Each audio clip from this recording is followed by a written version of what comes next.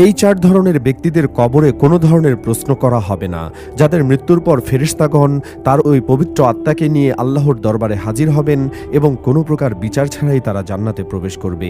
এবং কারা সেই ৪ শ্রেণীর মানুষ এবং তাদের এমন কি আমল আছে যার জন্য তারা আল্লাহর পক্ষ থেকে এই পুরস্কার লাভ করবে, তারা দুনিয়াতে কি এমন পুণ্যের কাজ করেছে যার জন্য তাদের দুনিয়াতে থাকতেই এত বড় সুখবর দেওয়া হয়েছে। এমনকি ভিডিওটির শেষে এমন একটি আমলের কথা বলবো যা আমাদের প্রিয় নবী সাল্লাল্লাহু আলাইহি ওয়াসাল্লাম বলে গেছেন, যেটি করলে আপনিও মৃত্যুর সাথে সাথে জান্নাত লাভ করতে পারবেন। তাই ভিডিওটি না টেনে সম্পূর্ণ দেখবেন। ফেসবুকেতে অনেক সময় নষ্ট করলেন, কিন্তু দুনিয়া ও আখিরাতের কল্যাণের জন্য এই ভিডিওটি আপনার অনেক উপকারে আসবে। প্রিয় দর্শক, এই ৪ ধরনের ব্যক্তিরা জান্নাতি, এটা সরাসরি হাদিস শরীফেই লেখা আছে। যাদের মৃত্যু হতে দেরি থাকলেও জান্নাত পেতে দেরি হবে না।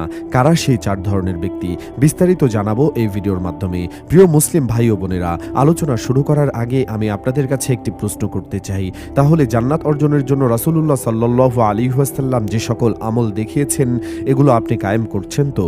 যদি করে থাকেন এবং প্রিয় নবীকে অন্তর থেকে ভালোবাসেন তাহলে কমেন্টে আলহামদুলিল্লাহ লিখে যাবেন। আর যদি শুরু করবেন ভেবে থাকেন তাহলে কমেন্টে ইনশাআল্লাহ লিখে যাবেন।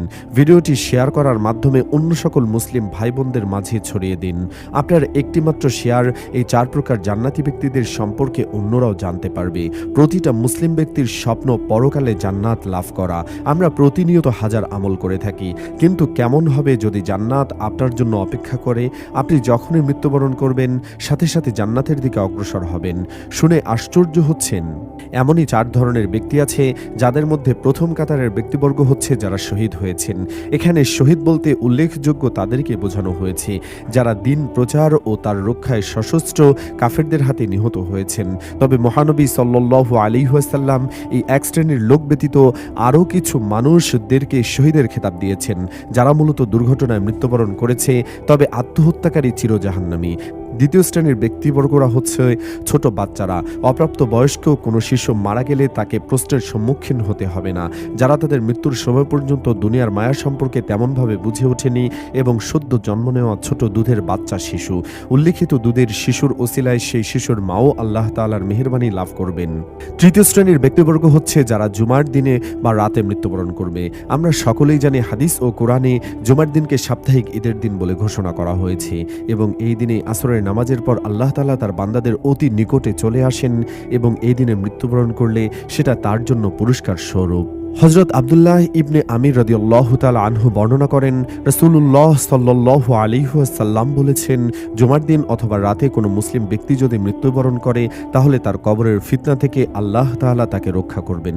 এবং সর্বশেষ সবথেকে গুরুত্বপূর্ণ যে আমলটির কথা প্রিয় নবী সাল্লাল্লাহু আলাইহি ওয়াসাল্লাম বলে গেছেন সেটি হলো যারা প্রতিনিয়ত রাতে সূরা মুলক তেলাওয়াত করে। যে ব্যক্তি এই আমলটি করতে পারবে সে বিনা হিসাবে জান্নাত লাভ করবে। আল্লাহ তাআলা তার সেই সকল বান্দাদের তার নূরের চোখে দেখেন যারা কিনা প্রতি রাতে ঘুমাতে যাওয়ার আগে আল্লাহর কোরআন থেকে সূরা মুলক একবার হলেও তেলাওয়াত করে। রাসূলুল্লাহ সাল্লাল্লাহু আলাইহি ওয়াসাল্লাম বললেন, এই সূরাটি প্রতিরোধকারী, নাজাত দানকারী, এটা কবরের আযাব থেকে তেলাওয়াতকারীকে নাজাত দান করে। তো দর্শক, আজ এ পর্যন্তই। আবার আসব নতুন নতুন তথ্য নিয়ে। সে পর্যন্ত সবাই ভালো থাকুন, সুস্থ থাকুন। এতক্ষণ আমাদের সাথে থাকার জন্য আপনাদের সবাইকে ধন্যবাদ।